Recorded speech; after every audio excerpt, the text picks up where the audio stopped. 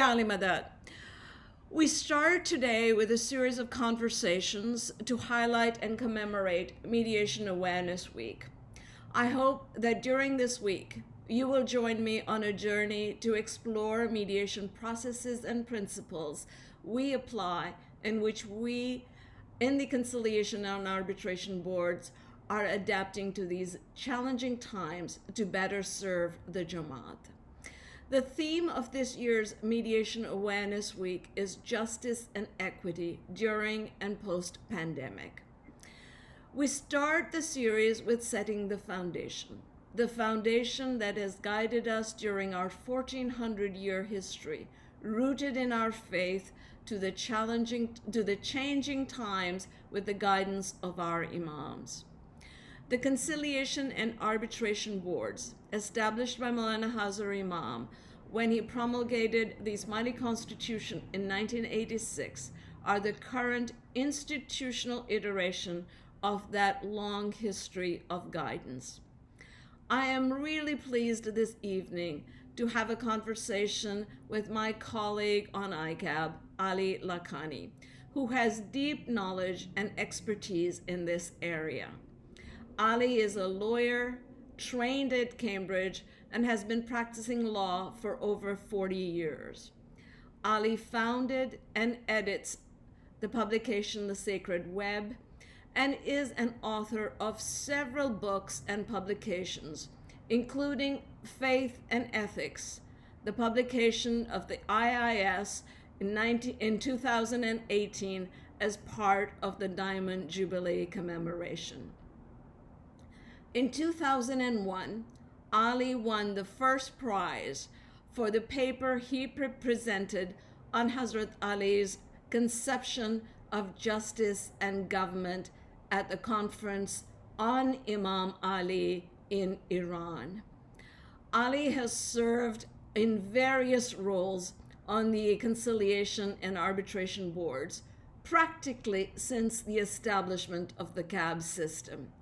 His contribution on ICAB is invaluable.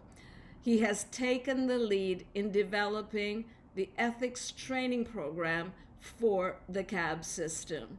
Welcome, Ali. Hello, Zuli, and hello, audience. Thanks.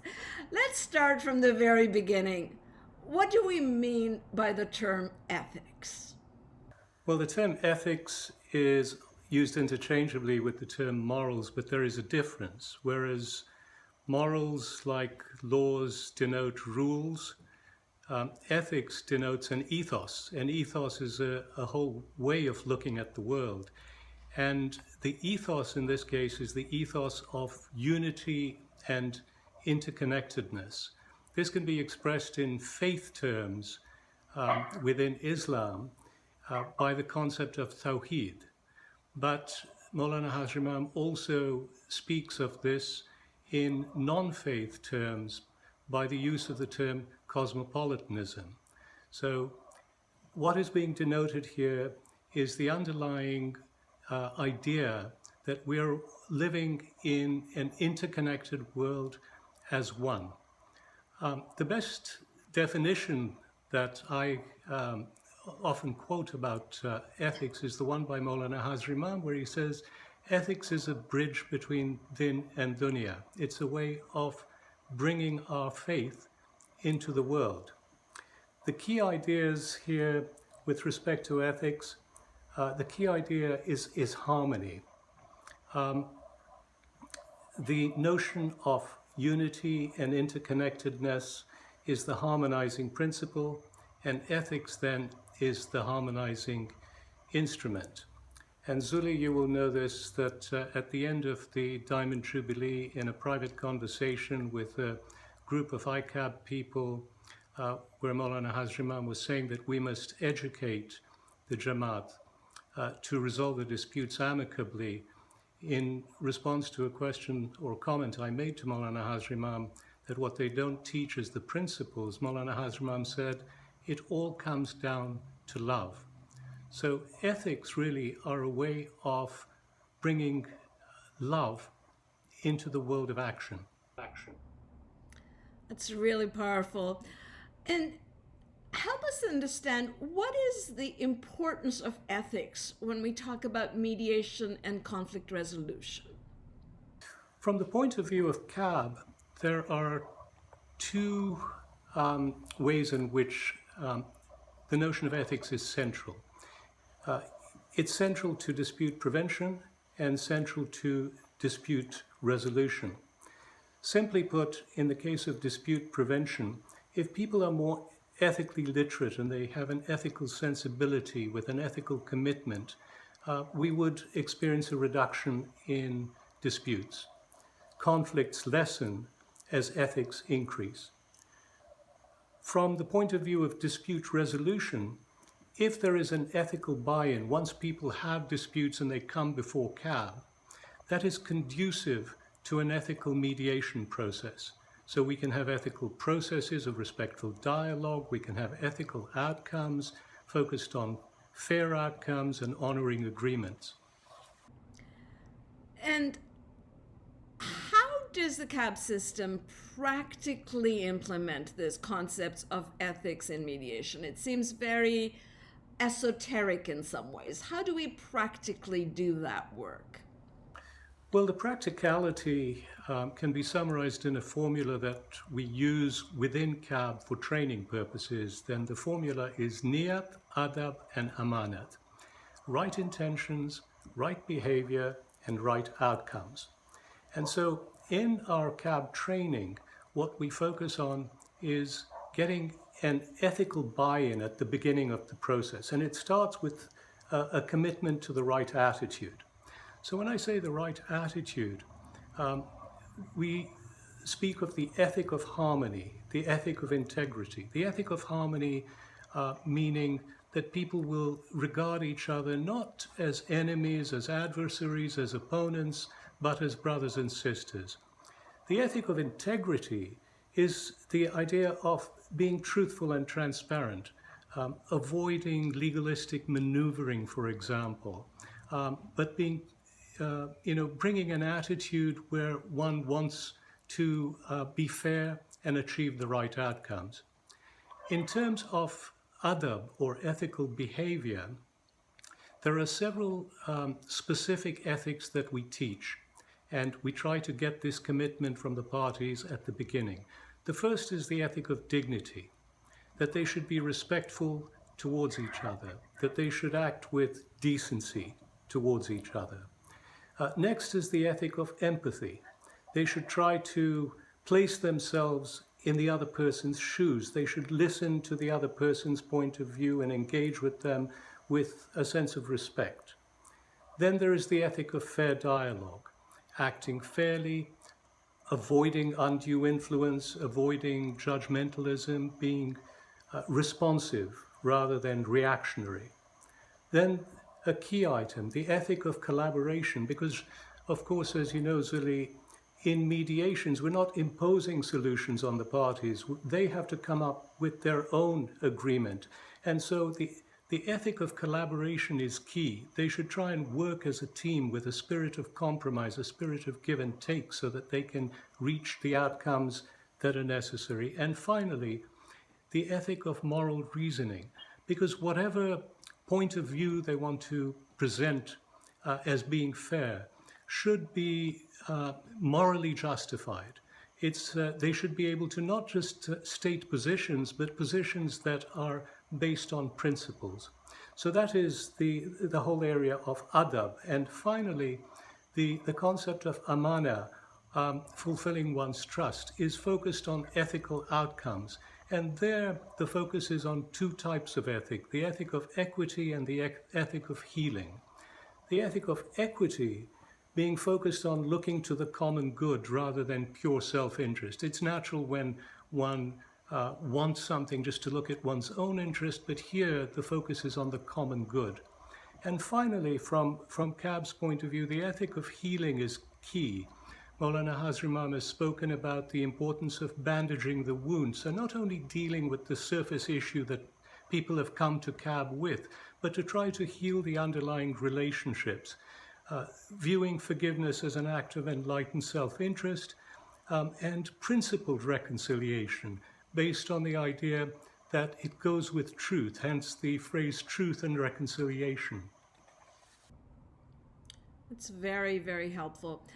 And, people come to us at a particularly fragile or difficult time in their lives. What are some of the challenges we encounter, and how are they addressed in the context of a mediation?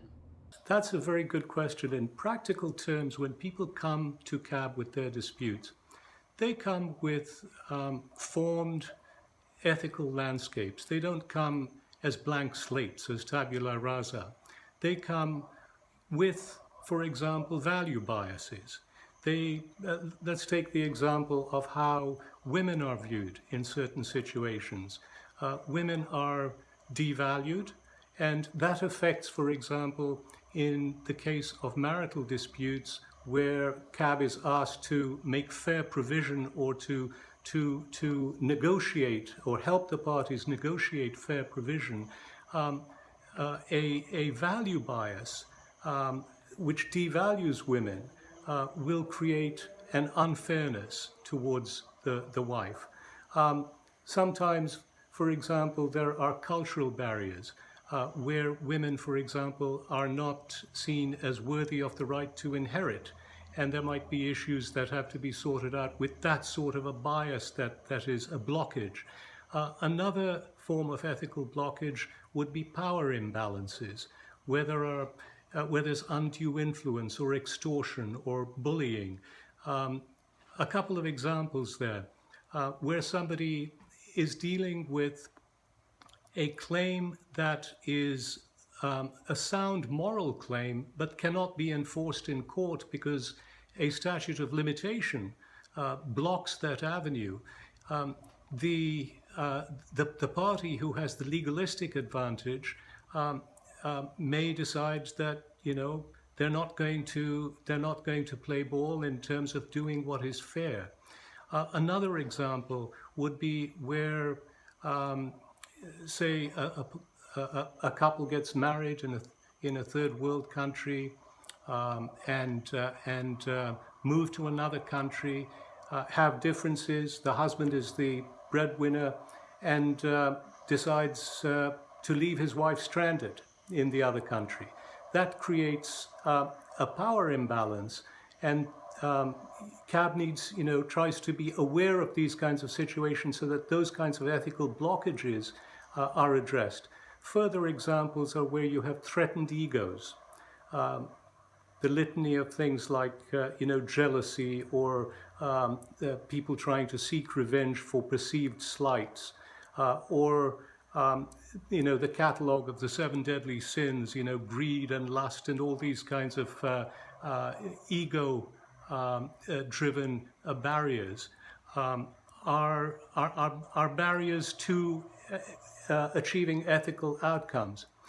Sometimes there's mistrust, not keeping one's word in a contract situation, or acts of dishonesty, cheating, infidelity.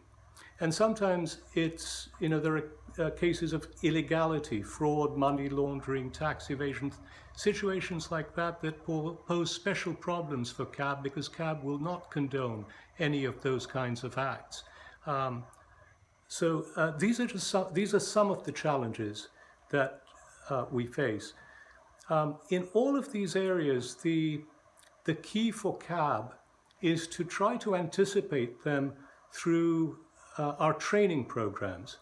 And CAB trains its personnel in these areas.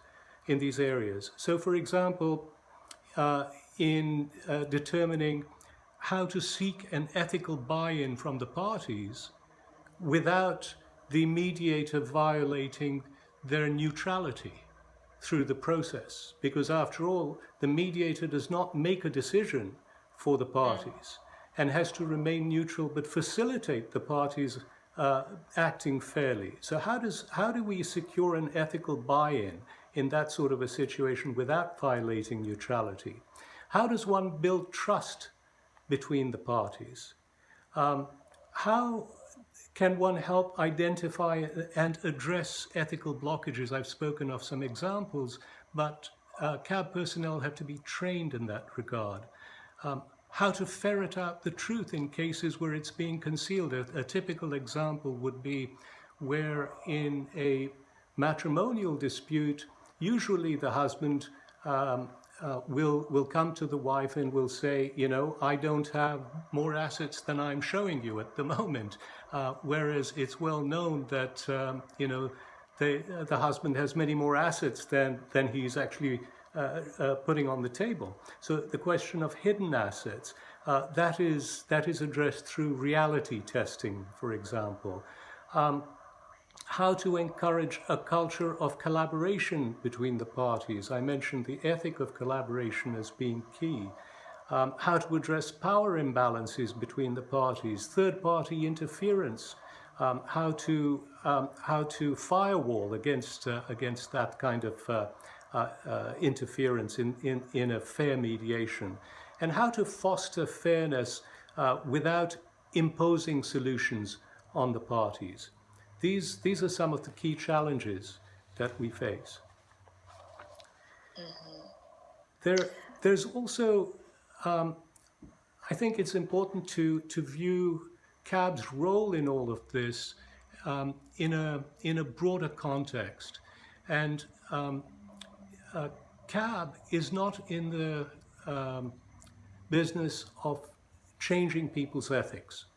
Ethical enculturation has to start at a very early age. And Maulana Hazimam has given us guidance on this, saying that it should start from pre-kindergarten, at a very, very early age. Concepts like honesty, caring, trustworthiness, these sorts of things are core concepts, and they need to be inculcated from a very young age. I know, Zuli, later in the week you have one segment on the Small Mediators program in Portugal. And it will be useful for the audience to keep this aspect in mind. How do we train younger people, especially, to be promoting this sort of an ethical culture? When people come to CAB with a problem, there is what's known as the iceberg analogy. The iceberg analogy being that one only sees the surface. There is a huge mass below the surface, which is not readily apparent. And CAB personnel have to be trained not only to look at the surface issue, but the underlying issue. So, for example, if there is mistrust in a marriage due to one party's infidelity, there may be a deeper underlying cause, perhaps a lack of proper attention by one spouse to another that has created the problem. If in a business there is a dispute of some kind, it could be something as hidden as somebody taking offense over, one of the partners taking offense over a comment that the other business partner has made that has now soured their business relationship. And some of the issues are systemic. So, for example, in the case of parties to a marriage, it may be that they entered into the marriage without a proper understanding of the commitments. Or in a marriage, they failed to discuss ahead of time and reach some sort of an understanding on issues such as how they would deal with money, children, in-laws, cultural differences, religious views, these sorts of things. For all of these kinds of things, with a little bit of thoughtfulness, foresight, and planning, many of these issues can be anticipated and dealt with. In a business context, Haj Imam has often mentioned how important it is to memorialize a deal. This is something, in fact, that is encouraged in the Holy Quran. There is the issue of failing to plan for the future of a business, how to accommodate the next generation when they enter into a business, how to deal with wealth transfers in that sort of a situation, how to consider exit strategies, as Haj Imam has often said, And there are, from a legal point of view, there are a variety of ways to plan for this, shotgun clauses, rights of first refusal, things like that. Again, with a bit of forethought, we can prevent disputes by understanding what the causes are for the cases that come before us. And so there is an analysis done by CAB of root causes. And then that is played back to our sister institutions. The Economic and Planning Board, ITREB, Social and Welfare Board, the Mukikamrias, for example. And this is so in other words, CAB does not function in isolation. Its work, especially in the field of ethics, has to be a joint effort, not only with other institutions, but with the Jamat themselves. Mm-hmm. Thank you, Ali. That was very, very helpful. And I hope that this particular session has given you a sense that CAB, the services CAB provides, is much more than the mediation service X, Y, and Z that you would get from an external agency if you went down that pathway. It's a holistic view. It's looking at individuals in the Jamat through that lens of a whole sense of their lives and not just the dispute that's in front of that. So that has really been a very, very useful starting point for our conversations for the rest of the week. I hope that the Jamat will continue to join us as we explore other areas. Tomorrow, we will in fact start off exactly that with the young people and the initiatives that the CAB system has taken to be able to start from a very young age to inculcate the sense of ethics and values in the work that happens in the whole process of growing up to be ethical men and women and murids of the Imam. So I hope that you will join us as we continue on with this dialogue. Thank you very much, Ali, for this very informative foundational piece that helps us to talk about the rest of the week of Mediation Awareness Week. For those of you that are interested in services that the CAB can provide, please click on to the link below, and then that will guide you to the National Conciliation and Arbitration Boards in your jurisdiction. And do join me tomorrow as we talk about the young in our Jamat and we hear their voices. Thank you very much. Yali Madat and Kuda Hafiz.